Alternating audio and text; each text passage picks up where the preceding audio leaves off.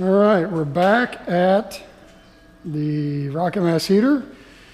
So for fellow Rocketeers and Permy people, over here at ABC Acres, we have gotten our box made to cover our batch box.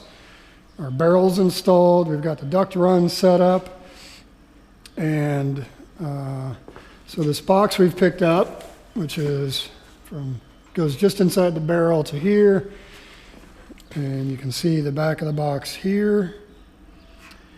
And so that box was nicely built by somebody I knew. It's 3/8 plate on the front, top, and back, 1/4-inch plate on the sides and bottom. And we've got the door, which is very intricate, took a lot of work. And we got this box made. It cost a pretty penny and is worth it for what we want. But just for people who are looking at doing these batch boxes, and a lot of people have been talking about, you can make it look like a wood burning stove. You can have the durability, the brick protection, like a standard wood stove that we're used to in the modern wood stove world. And it's been a little bit of a learning experience for me as well, because we're doing it, it's going to be done, but the amount of labor it has taken is immense. So, we paid good money to have this box made, and I got it back 2 weeks ago. A Monday, this is Friday, and we got it 2 business weeks ago. And we've been working on installing it and prepping it ever since. I was like, we'll get this box, and in a day or two we'll be cobbing. But the amount of labor it takes to really finish this off properly, have it attached to the barrel to where it won't leak. We've got all these screws on here. We've got a clean out access here. So there's our clean out access for the bottom of the riser area, the inside of the barrel. And we're going to have glass on top, which of course you don't need to have. We're going to have glass in the door, which you don't need to have. We've got our primary air intake here. We've got this little hole and this little hole are for the P channel, the secondary air intake.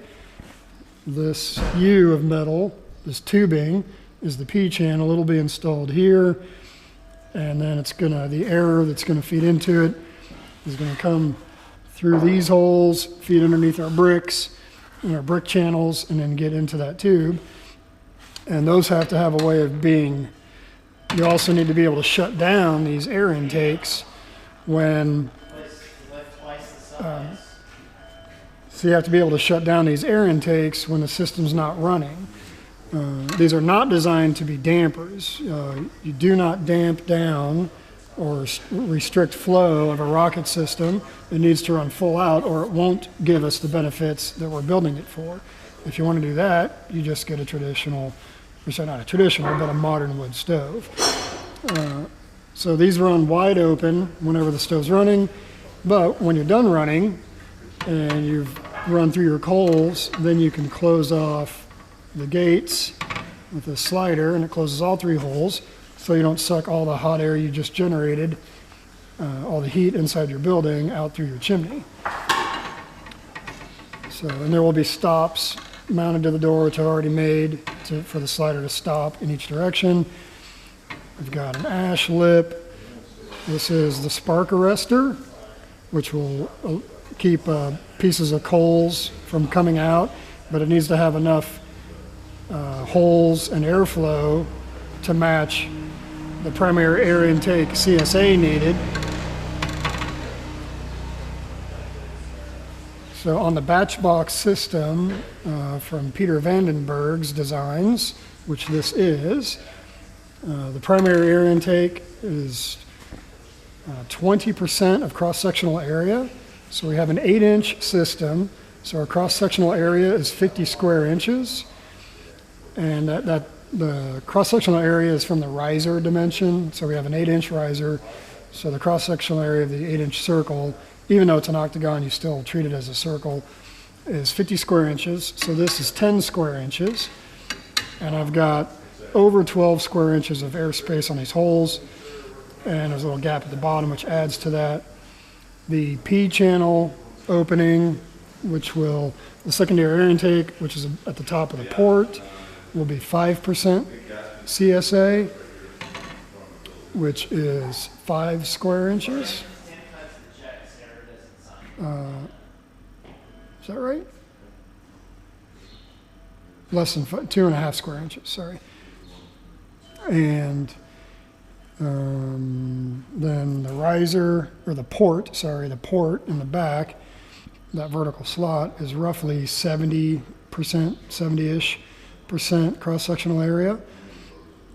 And what we've also done since our last videos is, obviously we've installed the riser. I've got bricks in there.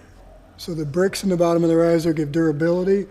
There's also, it's kind of hard to see, is a brick in the back of the riser, which will look down from above. This brick,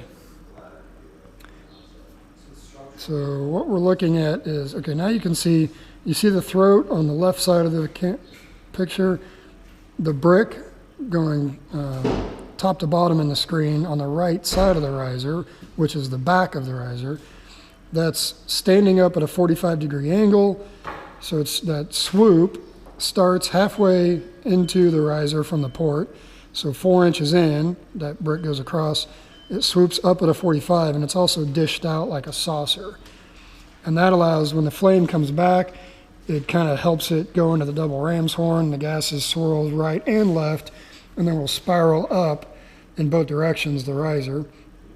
And then the voids you see are on the corners and on the top and bottom of that, that first brick.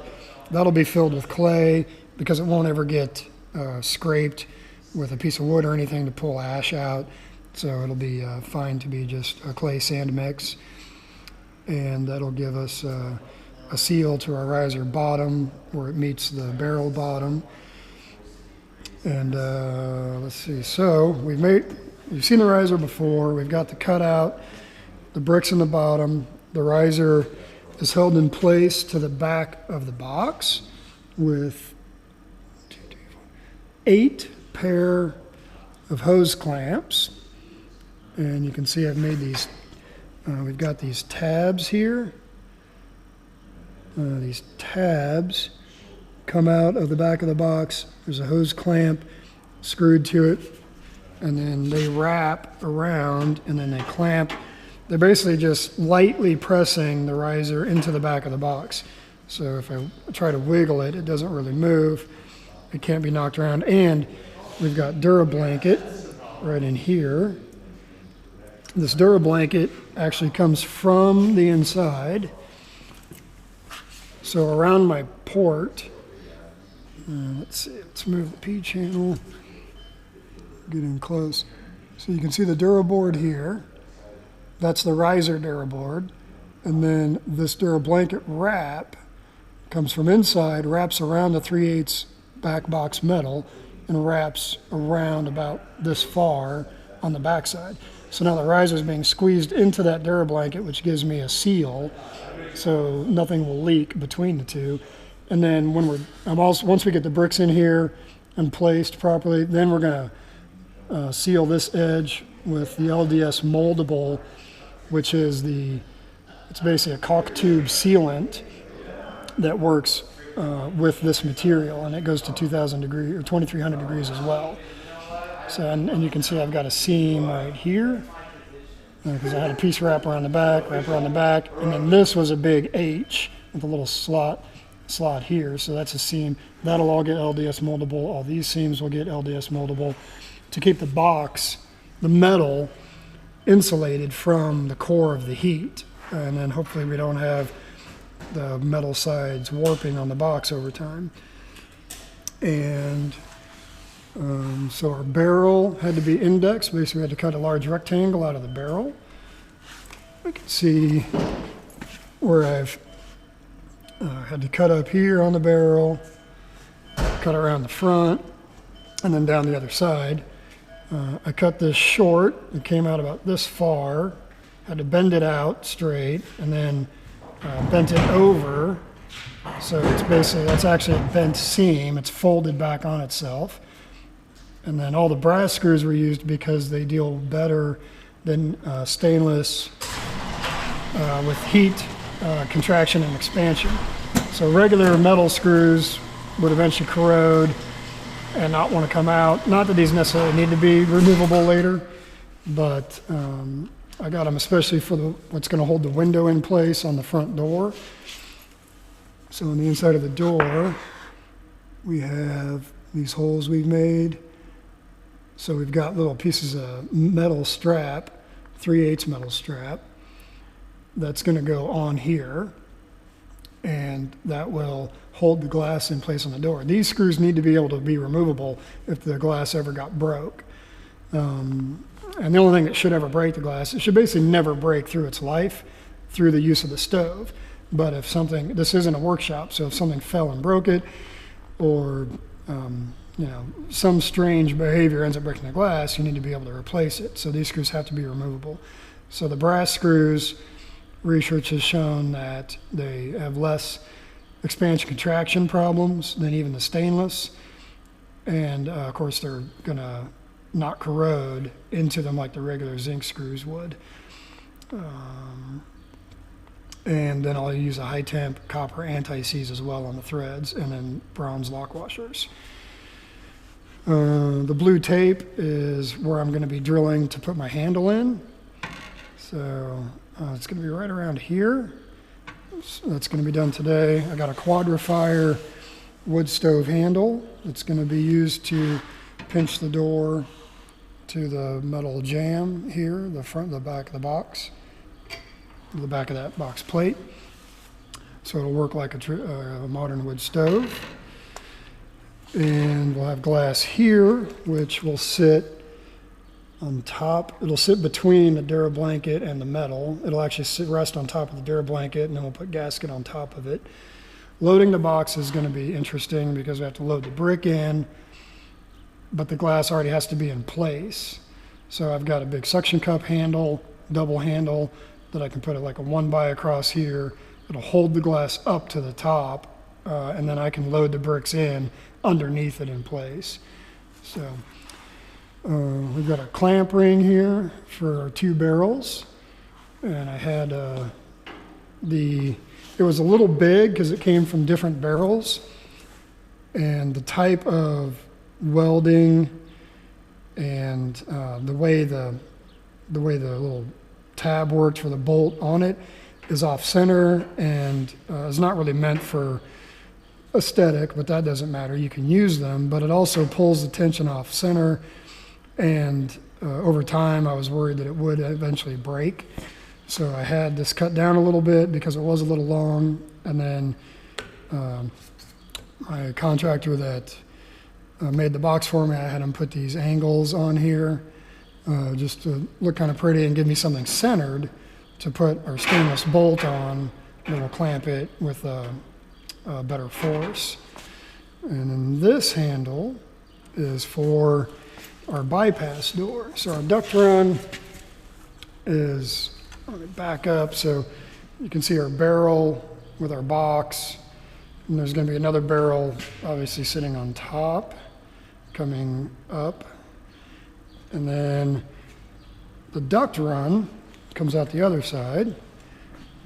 So here's our manifold connection is this 10x8 reducer. It was galvanized, and on our test fire of the first riser build, I put this on top of it to burn all the galvanizing off because it's a very toxic, very hazardous to human health vapor. So it burned all the galvanizing off under the hot temperatures, so we don't have to worry about this off-gassing over low time. And so that's been form fitted to the barrel. I cut these holes at 6 inches, which gives me an inch to bend. Well, this was cut at 8 inches, gives me an inch to bend out on these tabs all the way around. And then it's been screwed into the tabs in 4 spots from the inside. And then this is our first clean out tee. And then you can reach in with a vacuum, or you can reach in with a mirror and a light and see how much ash is in there if you don't want to take the barrel off. And that's why I also put a clean out on this side for very easy access and seeing without a mirror. You can just pop that this cap off and see what's going on the barrel floor.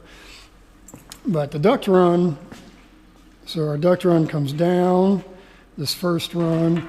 So we're starting out of the manifold, comes down this first front of the couch bench, and then there's another clean out tee. So we have AXA, and then it curves around and comes back. And we're not going to talk about this just yet. We're just following the low pipe. Don't worry about that tee. We'll get to that in a minute. We're following the bottom one on the way back. And then, once again, don't worry about this tee. Now we go to the 90, which is right behind the barrel. And that 90, or sorry, it's not a 90, it's a tee. So there's a tee right behind the barrel on the return loop of the duct. And then there's a clean out cap here as well. And then our chimney goes vertical, or our duct run goes vertical to come into our chimney pipe. And then we have a tee here on the back of the barrel, and that's for a bypass. But then the duct run continues up, and then we've got a little jog and another little jog to get to our straight shot through the chimney, through the roof. So I kept the jogs as small as possible because any angles in your chimney adds more drag. So those are, I didn't measure the angle, they're probably, I don't know, maybe 15 degree, 10 degree, something like that, hopefully. Maybe they're more. We kept it as small as possible. Everything's plumb and straight. We've got it all centered behind the barrel. Just give you an overview of this. Just looking at the front of the system. And then all the way up. So from this view, you can't even hardly tell that I've got a jog in the pipe. So we've got a nice straight plumb run centered with the back of the barrel and the back of the system. Let's go over the other aspects of this duct run. So what we've done here with this upper run, so you can see the upper loop with a T in it, with a cap.